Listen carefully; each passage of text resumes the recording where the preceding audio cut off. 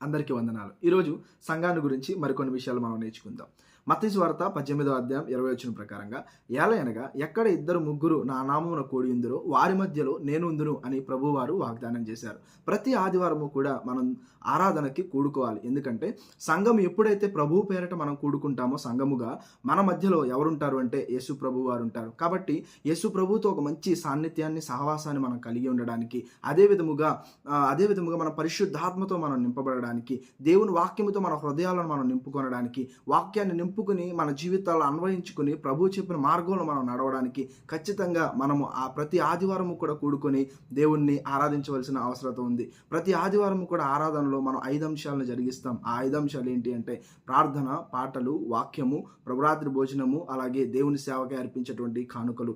ఇలా మనం ప్రతి విషయంలో కూడా దేవుని ఆత్మతో నింపబడుతూ దేవుణ్ణి మనం పరిపూర్ణంగా మన హృదయాన్ని ఇచ్చి ఖచ్చితంగా మనం దేవుణ్ణి ఆరాధించాలి. అలా ఆరాధించగలిగితే ఖచ్చితంగా దేవుని యొక్క దీవెన ఆశీర్వాదాలు నిండుగా మన పైన ఉంటాయి. May God bless you.